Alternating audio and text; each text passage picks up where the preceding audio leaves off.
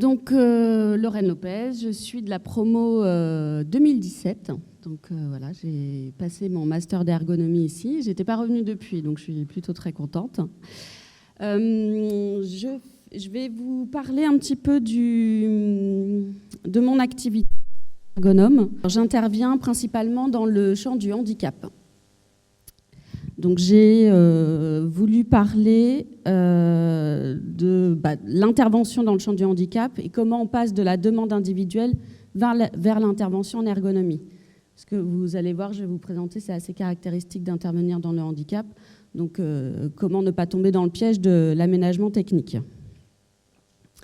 Alors, je fais partie d'un service qui s'appelle Handicap Ergo. Et c'est un service qui propose une expertise. Je l'ai bien laissé puisque je travaille avec beaucoup d'experts. Donc vous allez voir, je vais en parler un petit peu après. Et on intervient sur les questions de handicap pour le maintien en emploi des salariés du secteur privé ou public et aussi la formation, sensibilisation de l'entourage professionnel et sur l'accessibilité des lieux de travail. Donc moi, en tant qu'ergonome, j'interviens sur 3 services de handicap ergo. Sur le service moteur, donc j'interviens pour beaucoup de pathologies comme les hémiplégies, les atteintes thoraciques-lombaires, etc. Je ne vous détaille pas tout, mais il y en a beaucoup. Sur le service maladies chroniques et évolutives, donc là on va faire toutes les pathologies comme l'épilepsie, Parkinson, les burn-out, fibromyalgie et les scléroses en plaques, beaucoup. Et j'interviens également un petit peu plus ponctuellement, mais tout de même, sur le service visuel, donc service pour les déficients visuels. Et on a beaucoup de pathologies comme les cancers de l'œil, neuropathie optique, etc. Alors, j'interviens, donc je vous l'ai dit, avec beaucoup d'experts. Dans mon équipe, il y a des ergothérapeutes, un informaticien spécialisé, un opticien en basse vision, notamment pour le service visuel, des conseillers en insertion professionnelle, psychologues du travail et neuropsychologues. Voilà. Et on est 2 ergonomes sur la région centre. Alors, la construction des conditions de l'intervention. Ce qu'il faut savoir, c'est que pour construire une intervention, je dois faire face à 3 acteurs qui ont leurs propres enjeux et leurs propres attentes. Donc on a tout d'abord le marché AGFIP, c'est notre principal prescripteur, je vais vous le détailler juste après. On va avoir aussi à prendre en compte l'opérateur qui est en situation de handicap, je vais vous détailler aussi un petit peu après quelles sont les spécificités.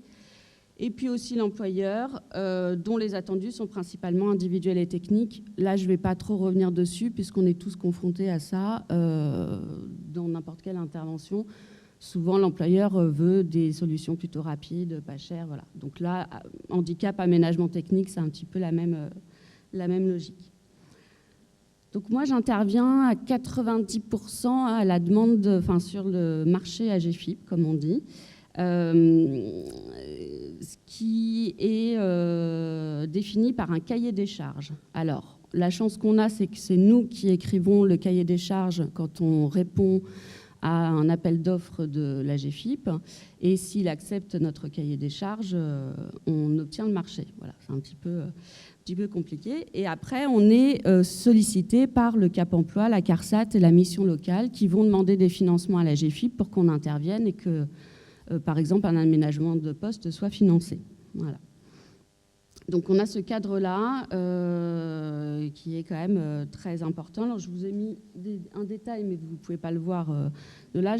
Dans un exemple, vous verrez un peu plus le cadre institutionnel. La particularité aussi d'intervenir dans le handicap, c'est qu'on doit accompagner l'opérateur dans l'intervention en ergonomie. C'est-à-dire que pour faire en sorte qu'il puisse... en général, la demande, elle ne vient pas de lui. Elle vient du Cap Emploi, par exemple, qui va nous dire, voilà, il y a une situation peut-être compliquée que j'ai sur un des bénéficiaires, donc il faut intervenir en entreprise. Sauf que la personne en situation de handicap, très souvent, elle peut avoir des difficultés au travail. Elle va rencontrer souvent des évolutions dans sa pathologie, donc il y a un problème d'acceptation de la maladie. du regard de l'autre, et puis je vous passe mais il y a aussi beaucoup d'impact sur leur vie privée, leur vie sociale, et ça donne tout un contexte malgré tout à prendre en compte quand on intervient. En sachant plus que donc, la prise de conscience du handicap, elle peut être plus ou moins longue, et puis souvent elle est faite d'aller-retour, hein, c'est qu'on prend conscience du handicap, on est dans l'acceptation, puis finalement on l'est moins, on revient, enfin, voilà. Donc ça c'est un processus qui est très long. Il y a aussi toute la partie administrative quand on déclare une pathologie. Il faut savoir que le processus administratif, il est très long, il est très complexe. Et souvent, l'employeur et le salarié vont être démunis. Donc, c'est toujours très, très compliqué, en sachant que pour obtenir des aides, il faut avoir un dossier, comme on dit, en béton, avec beaucoup d'arguments. Et les réponses peuvent mettre 1 an à être données par la MDPH, par exemple. Et les personnes en situation de handicap, tout comme l'employeur, vont aussi souvent espérer qu'on intervienne sur du matériel qui va pouvoir enlever leur handicap et faire en sorte qu'ils puissent rester comme ça à leur poste de travail. Donc je dois prendre en compte, quand je rencontre les personnes en situation de handicap, quand même, tout leur aspect psychologique. Il y a aussi une dégradation des capacités, des performances, il y a une perte d'estime de soi, des conséquences psychologiques. Enfin voilà, tout ça, c'est quelque chose que je travaille avec la personne en situation de handicap quand je commence l'intervention. Je vous ai mis 2 exemples. Donc pour le premier, on va parler un petit peu du cadre institutionnel pour lequel j'interviens et comment j'arrive, des fois en tout cas, à intégrer la dimension collective. Donc dans le contexte de la demande, là c'était un médecin du travail qui a orienté Madame X vers le Cap Emploi. Donc Madame X souffre d'une maladie inflammatoire chronique caractérisée par des atteintes au rachis et aux membres inférieurs. Ça se manifeste par des poussées douloureuses entrecoupées d'accalmie. Donc la chargée de mission Cap Emploi décide de faire appel à notre service afin de réaliser ce qu'on appelle une sensibilisation du collectif. Pourquoi elle demande ça? Parce qu'il y a a priori un conflit dans le collectif de travail. Madame X n'a pas parlé de son handicap à ses collègues et plusieurs aménagements techniques ont déjà été réalisés par la médecine du travail, mais sans succès. Donc pour réaliser cette prestation sensibilisation du collectif, voilà le cadre institutionnel que je dois suivre. Donc on me dit, première étape, identifier les attentes et les freins de l'employeur. Deuxième étape, cibler les difficultés rencontrées et y apporter un sens. Troisième étape, clarifier les erreurs d'interprétation, définir les conditions favorables aux apprentissages ou à la réalisation de la tâche. Et enfin, proposer une sensibilisation à l'entourage professionnel. Alors, dans ce cas précis, c'est plutôt bien parce que ça reste assez général, le cadre institutionnel, je peux un peu y mettre ce que je veux. Donc c'est là que je peux me faire plaisir, c'est quand j'ai ce type de prestation qui m'est demandé. Je commence par faire l'analyse de la demande. La première étape, c'est d'aller rencontrer le prescripteur. Donc là, en l'occurrence, c'est le Cap Emploi pour un petit peu plus d'informations sur la demande du médecin du travail, le prescripteur, parce qu'il est allé aussi sur le lieu de travail, donc il va pouvoir me donner déjà ses premiers éléments. Voilà, donc c'est voilà ma première étape. La deuxième étape, c'est de rencontrer, en l'occurrence la Madame X. Je la rencontre hors de l'entreprise, dans un premier temps, dans les bureaux de Cap Emploi. Pourquoi? Parce que comme on me demande de faire une sensibilisation du handicap, ça veut dire que logiquement, dans la tête même du prescripteur, c'est que je suis censée, en tout cas, faire une réunion avec le collectif de travail pour expliquer le handicap de Madame X, puisqu'elle n'en a jamais parlé à ses collègues, et là, il est grand temps que tout le monde soit au courant. En gros, la demande, un petit peu, dans le fond, c'est ça.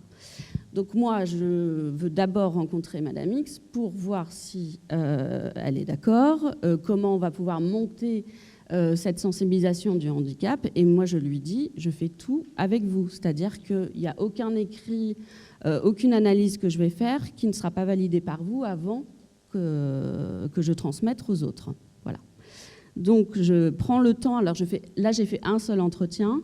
Des fois, je dois en faire plusieurs, puisque je vous dis, il y a aussi toute la phase d'acceptation du handicap qui va rentrer à ce moment-là aussi dans l'intervention.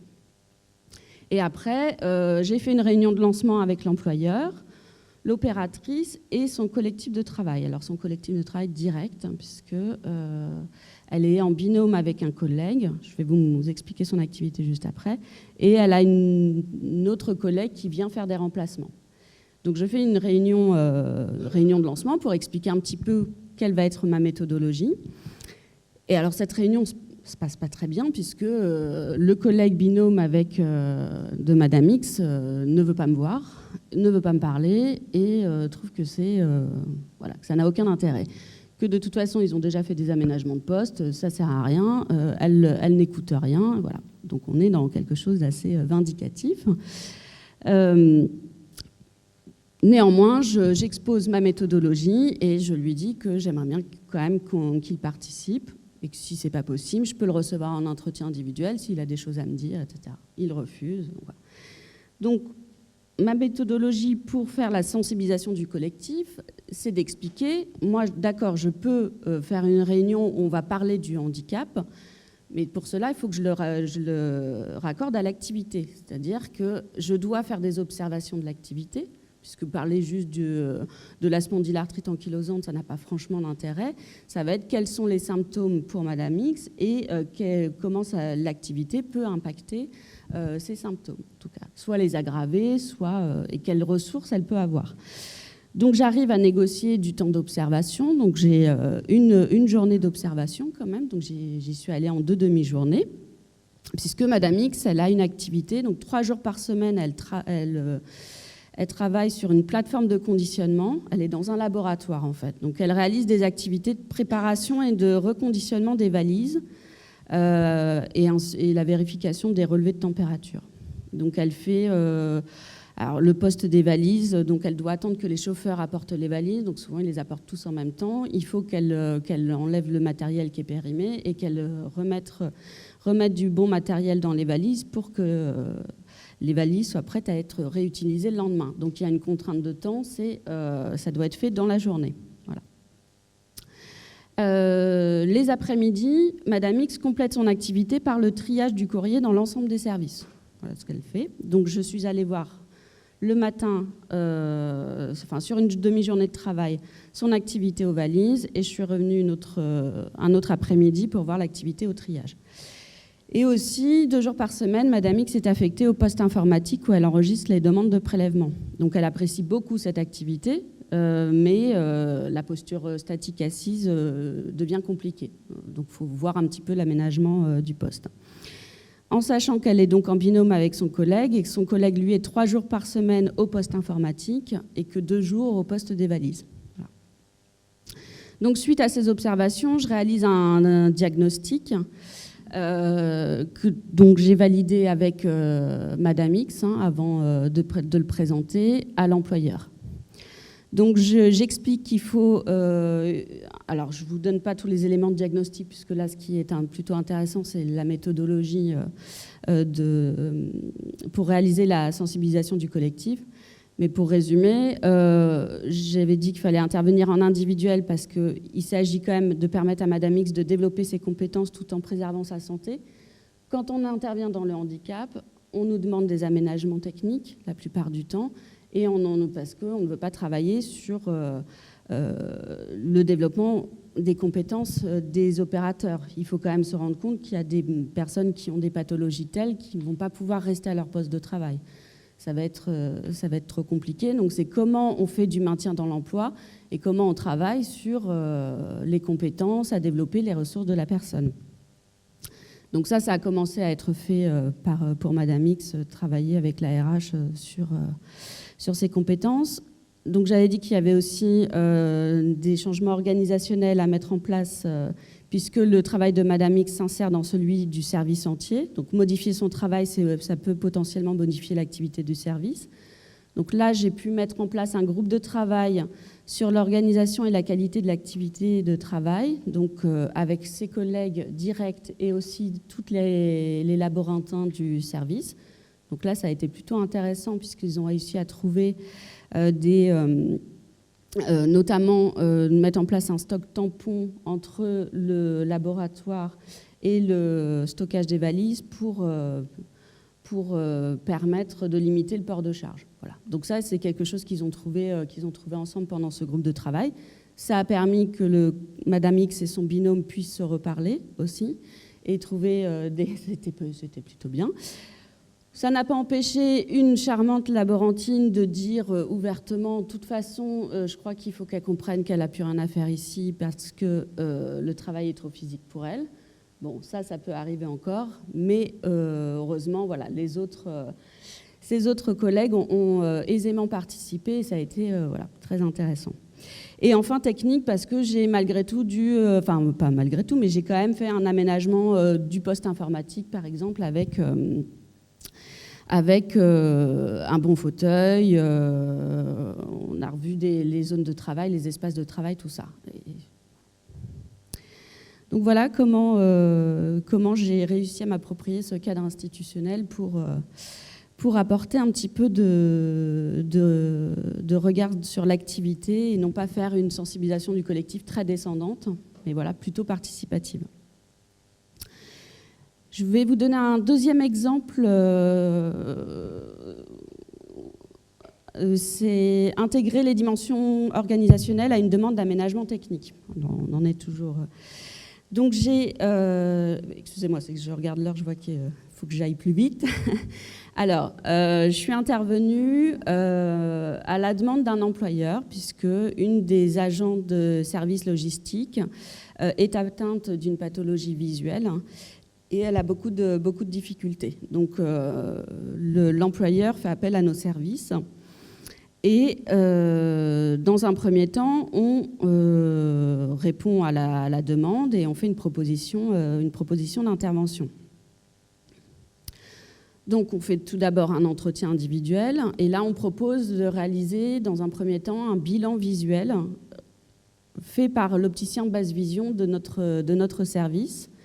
Après, je suis allée faire de l'observation de l'activité, traitement des données, puis mise en place d'un groupe de travail. Donc, je vous expliquerai après, on a fait test de matériel et on a revu l'organisation du travail. Après, rédaction d'un compte-rendu et réunion finale, voilà. Donc, assez classique. La problématique qu'il y a eu, c'est que suite au bilan visuel, mon collègue a fait beaucoup de recommandations techniques. Une lampe portable, des filtres thérapeutiques. Alors, des filtres thérapeutiques, c'est des filtres qu'on met sur les lunettes ou qui sont intégrés au verre, mais alors souvent ils sont de couleur improbable. Donc c'est-à-dire que personne ne veut les porter. Ils sont jaunes, orange, bleu, vert. Enfin voilà, on ne peut pas cacher la couleur. Donc, mais ça peut apporter beaucoup de confort, hein, effectivement. Ça peut être très bien. Mais bon. Une loupe électronique Clovers 3, donc c'est une grosse loupe qui est quand même d'un diamètre comme ça qu'il faut porter, et une tablette tactile. Voilà ce qu'on me dit. Donc moi, j'ai ces éléments-là et on me dit, en gros, voilà ce qu'il lui faut pour son poste de travail. Donc je vais voir l'activité. Alors je ne vous ai pas, et heureusement que je ne l'ai pas fait, parce que le temps passe très vite. J'ai fait observation de l'activité et Madame P me parlait de la tablette, parce que mon collègue lui en avait parlé. Alors je lui dis, je ne vois pas comment dans votre activité, comment on pourrait faire, puisqu'elle s'occupe de distribuer les petits déjeuners aux résidents de l'EHPAD. Donc elle a 2 chariots avec elle et elle doit, en fonction de chaque résident, donner tel ou tel petit déjeuner. Et tout est écrit sur des documents papier, en fait. Et donc il aurait fallu intégrer tous les documents à la tablette, mais surtout qu'elle aurait dû sans cesse grossir et dégrossir sur la tablette pour lire aussi les documents.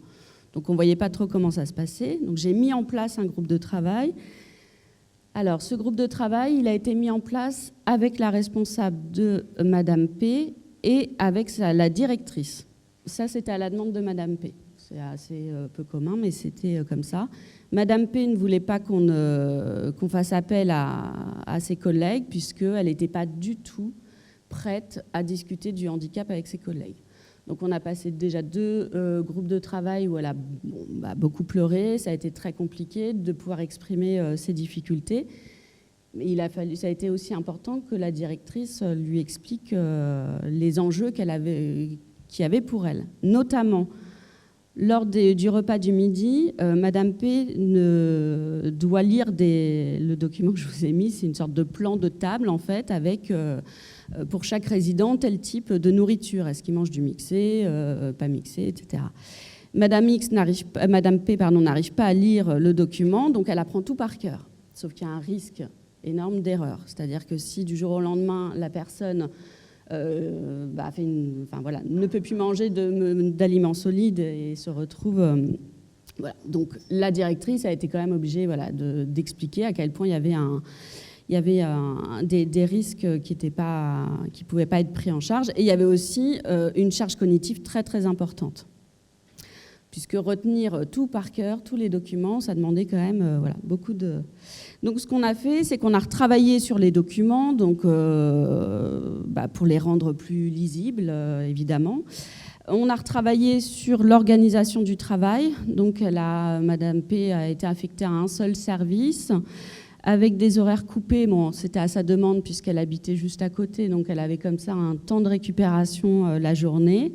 Et puis, je lui ai mis en place une toute petite loupe, comme ça, qui a la taille d'une carte de crédit, qui est très peu visible. Et comme ça, elle arrivait à s'en servir sans que personne la voie. Donc, j'ai vu Madame P 3 semaines après le test de tout ça, de cette nouvelle organisation. Et ce qui était bien, c'est qu'elle souriait de nouveau, elle était beaucoup moins fatiguée et beaucoup moins stressée. Et puis, elle m'a dit utiliser sa loupe. Donc, j'étais plutôt satisfaite. Je me dis, quand on voit toute la liste de matériel qui était préconisée au début, au final, je lui ai juste mis en place une toute petite loupe. Et puis, c'est surtout l'organisation du travail qu'on a pu revoir. Voilà, donc en conclusion, je voulais revenir sur la construction des conditions de l'intervention qui doit prendre en compte l'accompagnement de la personne en situation de handicap. Donc ça, c'est vrai que c'est un travail important que l'on fait et qui nécessite beaucoup d'investissement, même de notre part. C'est pas forcément toujours simple. Il ne faut jamais oublier que l'opérateur en situation de handicap s'inscrit dans un collectif de travail et que la mise en place des aides techniques, elle est souvent nécessaire, on ne peut pas le nier, mais elle ne peut être efficiente sans prise en compte de l'ensemble des dimensions du travail. Donc ça, c'est à ne pas oublier.